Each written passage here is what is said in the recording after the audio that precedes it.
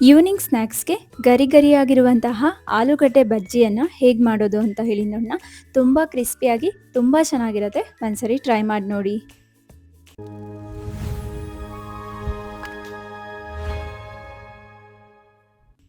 ಆಲೂಗಡ್ಡೆ ಬಜ್ಜಿ ಮಾಡೋದಕ್ಕೆ ನಾನು ಹಿಟ್ಟನ್ನು ರೆಡಿ ಮಾಡ್ಕೊಳ್ತೀನಿ. ಇದಕ್ಕೆ 1 ಕಪ್ಪು ಕಡಲೆ ಹಿಟ್ಟನ್ನು ತಗೊಳ್ತಾ ಇದ್ದೀನಿ. ಹಾಗೆಯೇ ಇದಕ್ಕೆ ರುಚಿಗೆ ತಕ್ಕಷ್ಟು ಉಪ್ಪನ್ನು ಹಾಕ್ಕೊಳ್ಬೇಕು.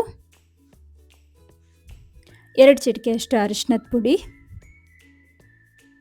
1 ಟೇಬಲ್ ಸ್ಪೂನ್ ಆಗೋಷ್ಟು ಅಚ್ಚ ಖಾರದ ಪುಡಿ,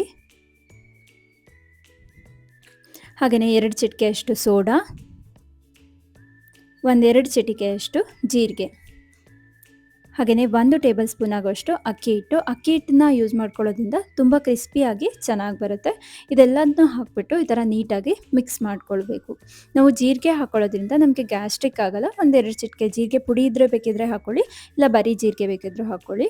ನೆಕ್ಸ್ಟ್ ಸ್ವಲ್ಪನೇ ನೀರು ಹಾಕ್ಕೊಂಡು ಈ ಥರ ನಾವು ಹಿಟ್ಟನ್ನು ನೀಟಾಗಿ ಮಿಕ್ಸ್ ಮಾಡ್ಕೊಳ್ಬೇಕು. ಯಾವುದೇ ರೀತಿ ಗಂಟಿಲ್ದಿರೋ ಥರ ಈ ಥರ ಬೀಟ್ ಮಾಡ್ಕೊಳ್ಳಿ ಹಿಟ್ಟನ್ನು. ನಾವು ಇದು ಆಲೂಗಡ್ಡೆ ಬಜ್ಜಿ ಹಿಟ್ಟನ್ನು ನೀಟಾಗಿ ಇದು ದೋಸೆ ಅಥವಾ ಇಡ್ಲಿ ಹಿಟ್ಟಿಗೆ ಯಾವ ಥರ ರೆಡಿ ಮಾಡ್ಕೊಳ್ತೀವೋ ಆ ರೀತಿ ಹಿಟ್ಟನ್ನು ರೆಡಿ ಮಾಡ್ಕೊಳ್ಬೇಕು. ಅದೇ ಕನ್ಸಿಸ್ಟೆನ್ಸಿ ಇದ್ದರೆ ತುಂಬ ಚೆನ್ನಾಗಿರುತ್ತೆ. ನೋಡಿ, ಯಾವುದೇ ರೀತಿ ಸ್ವಲ್ಪನೂ ಗಂಟಿಲ್ದಿರೋ ಥರ ನಾನು ನೀಟಾಗಿ ಕಲಿಸ್ಕೊಳ್ತಾ ಇದ್ದೀನಿ. ಸ್ವಲ್ಪನೇ ನೀರು ಹಾಕ್ಕೊಂಡು ಈ ಥರ ಮಿಕ್ಸ್ ಮಾಡಿ.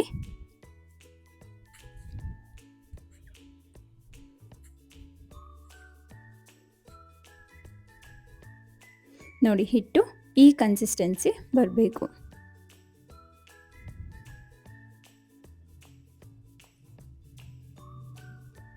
ನೋಡಿ, ಈ ಕನ್ಸಿಸ್ಟೆನ್ಸಿ ಇದ್ದರೆ ಕರೆಕ್ಟಾಗಿದೆ. ಇದನ್ನು ಒಂದು 5 ನಿಮಿಷ ಈ ಥರ ಮುಚ್ಚಿಟ್ಬಿಟ್ಟಿದ್ದೀನಿ. ನೆಕ್ಸ್ಟ್ ನಾನು ಆಲೂಗಡ್ಡೆನ ರೆಡಿ ಮಾಡ್ಕೊಳ್ತೀನಿ. ಮೇಲ್ಗಡೆ ಸಿಪ್ಪೆನ ತೆಗೆದುಬಿಟ್ಟು ಸ್ಲೈಸ್ಗಳಾಗಿ ಕಟ್ ಮಾಡ್ಕೋಬೇಕು. ಇದರಲ್ಲಿ ನಾನು ಸ್ಲೈಸ್ ಮಾಡ್ಕೊತೀವಿ. ಇದಿಲ್ಲ ಅಂದರೆ ನೀವು ಬೇಕಾದರೆ ಚಾಕುನಲ್ಲೂ ಬೇಕಾದರೆ ಚಿಕ್ಕದಾಗಿ ಕಟ್ ಮಾಡ್ಕೊಳ್ಳಿ.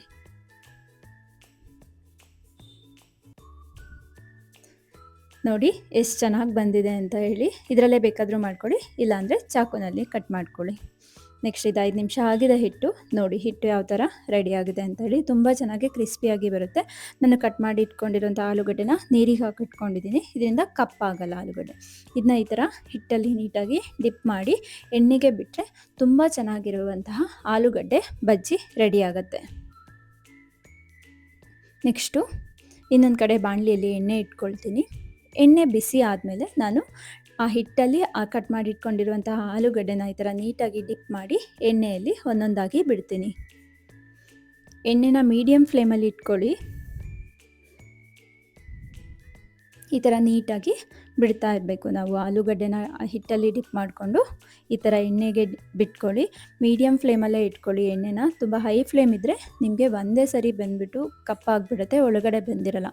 ಸೊ ಹಾಗಾಗಿ ಮೀಡಿಯಮ್ ಫ್ಲೇಮಲ್ಲೇ ನಾವು ಇಟ್ಕೊಂಡು ಈ ಥರ ಬಿಟ್ಕೊಳ್ಬೇಕು.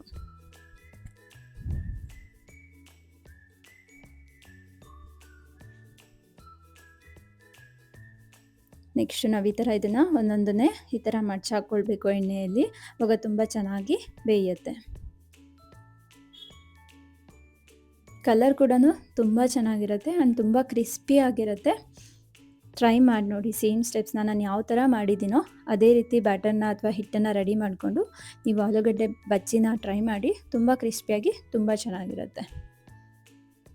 ಈ ಥರ ನಿಧಾನವಾಗಿ ಎಣ್ಣೆಯಲ್ಲಿ ಬೇಯಿಸ್ಕೊಳ್ಳಿ.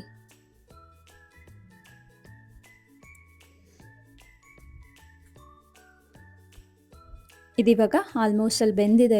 ಇದನ್ನು ನಾನು ಎಣ್ಣೆಯಿಂದ ತಗೊಳ್ತೀನಿ. ತೆಗೆದುಬಿಟ್ಟು ನೀವು ಸರ್ವ್ ಮಾಡಿದ್ರೆ ಪರ್ಫೆಕ್ಟ್ ಆಗಿರುವಂತಹ ಆಲೂಗಡ್ಡೆ ಬಜ್ಜಿ ಅಥವಾ ಆಲೂ ಬಜ್ಜಿ ರೆಡಿ ಆಗುತ್ತೆ. ನೋಡಿ ಎಷ್ಟು ಕ್ರಿಸ್ಪಿಯಾಗಿ ಎಷ್ಟು ಚೆನ್ನಾಗಿದೆ ಅಂತ ಹೇಳಿ. ಈವ್ನಿಂಗ್ ಸ್ನ್ಯಾಕ್ಸ್ಗೆ ತುಂಬಾ ಬೆಸ್ಟ್ ಅಂತಲೇ ಹೇಳ್ಬೋದು. ತುಂಬ ಚೆನ್ನಾಗಿರುತ್ತೆ. ಸೇಮ್ ಸ್ಟೆಪ್ಸ್ನ ಫಾಲೋ ಮಾಡಿಕೊಂಡು ಒಂದ್ಸರಿ ಟ್ರೈ ಮಾಡಿ ನೋಡಿ. Thank you for watching.